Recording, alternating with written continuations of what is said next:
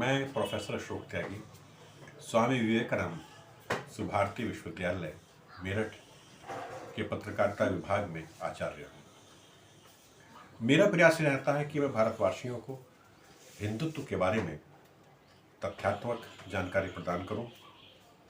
पहले अंक में मैंने हिंदुत्व शब्द की व्याख्या की थी, लेकिन अब मैं ये बताना चाहता हूं कि वास्तव में हिंदू धर्म या हिंदुत्व विश्व में विलक्षण क्यों है।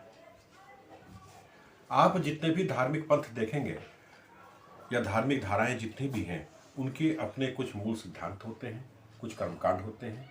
यदि उन कर्मकांडों को स्वीकार किया जाता है तभी वह उस धर्म में रह सकता है। लेकिन हिंदू धर्म एक ऐसा धर्म है जो केवल कर्मवाद पर आधारित है। उसके अंदर ये अनिवार्य नहीं है कि आपकी पूजा पद्धति किस प्रकार की होगी। उसमें यह अनिवार्य है कि आपका आचरण कैसा होगा, आपका चिंतन कैसा होगा, आपका व्यवहार कैसा होगा, आपका सामाजिक जीवन कैसा होगा, आपका व्यक्तिगत जीवन कैसा होगा। चाहे व्यक्तिगत जीवन हो या हमारा एक सामाजिक जीवन। व्यक्ति दो प्रकार के जीवन जीता है। एक तो वह जीता है जो उसको व्यक्तिगत शुचिता के लिए जीता है, दूसरा सामाजिक संगठन, सामाजिक सहयोग और सामाजिक शुचिता के लिए वो जीवन का निर्वाह करता है। केवल विश्व के अंदर हिंदुत्व ही एक ऐसा है कि जो दोनों प्रकार की मर्यादाओं को एक साथ स्थापित करता है। जैसे कि हमारे योग दर्शन में यम और अष्टांगिक मार्ग आए हैं। यम व्यक्तिगत मर्यादाएं, जिसके अंदर सत्य है, अहिंसा है, अपरिग्रह है, अस्तेय है और ब्रह्मचर्य है। इसी प्रकार से अष्टांगिक मार्ग है।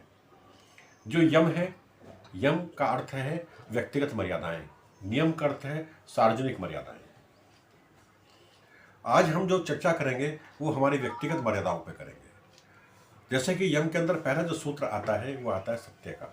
सत्य का मतलब केवल ये नहीं सत्य बोलना, बल्कि प्रत्येक उस सत्य को स्वीकार करना, उस शाश्वत सत्य को स्वीकार करना जो जीवन के लिए अनिवार्य है। जैसे कि एक व्यक्ति है, वृद्ध है, सड़क पार उसको करनी है, वो सड़क पार नहीं कर पा रहा है, तो एक सत्य यह है कि आप यदि सक्षम हैं तो उसको सड़क पार कराएं, किसी दुखी की सेवा करें।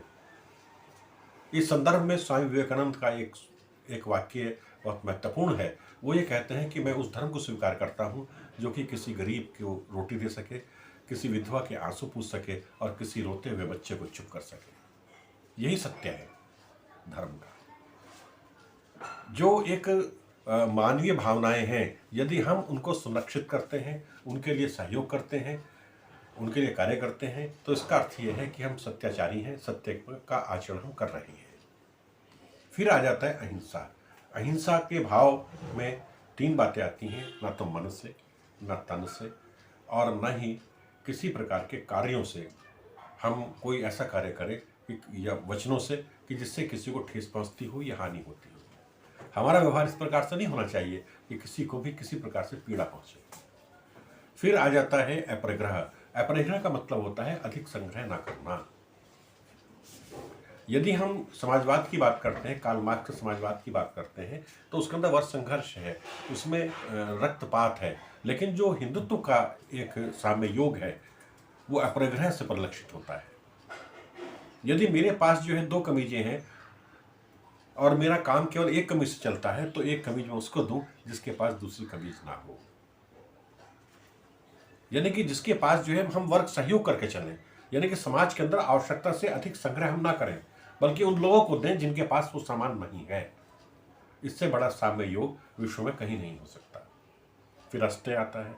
अस्तेय का मतलब होता है, अस्तेय का अर्थ तो वैसे ये है कि चोरी ना करना, लेकिन इसका भाव ये है कि बिना योग्यता के, बिना पात्रता के किसी भी चीज को पाने की इच्छा ना रखना। जो लोग बिना किसी पात्रता के, बिना किसी योग्यता तक के कोई अधिकार, पद या संपत्ति प्राप्त करना चाहते हैं, वो चोरी के तुल्य हैं और पाप की श्रेणी में आता है। ब्रह्मचर्य। ब्रह्मचर्य का अर्थ जो है धैर्य से रहना। हमें धैर्यवान रहना चाहिए, हमें संयमित रहना चाहिए, हमें समन्वय की भावना से रहना चाहिए, समाज के अंदर त्याग भाव से हमें जीना चाहिए, हमारे मन के अंदर करुणा होनी चाहिए। ये सारी जो हमारी 4 चीज़ें हैं और इसके साथ 5वां जो ब्रह्मचर्य है, ये जो 5 है इसको हम यम कहते हैं। ये हमारी व्यक्तिगत मर्यादाएं हैं। यदि हम इनका पालन करते हैं तो सार्वजनिक जीवन में भी शुचिता आती है और संसार के अंदर दुख, निराशा, हताशा और जो ऐसी प्रवृत्तियां हैं कि जो कि हमको कष्ट पहुंचाती हैं, वेदनादायक प्रवृत्तियां हैं, उनको हम नष्ट कर कर एक सुखमय विश्व की रचना कर सकते हैं। ये हिंदुत्व का एक बहुत बड़ा विज्ञान है, बहुत बड़ा ज्ञान है, जिसको हम यम कहते हैं। इसी के साथ फिर अगले अंक में फिर आपसे भेंट होगी। तब तक के लिए जय हिंद, जय भारत, जय हिंदुत्व।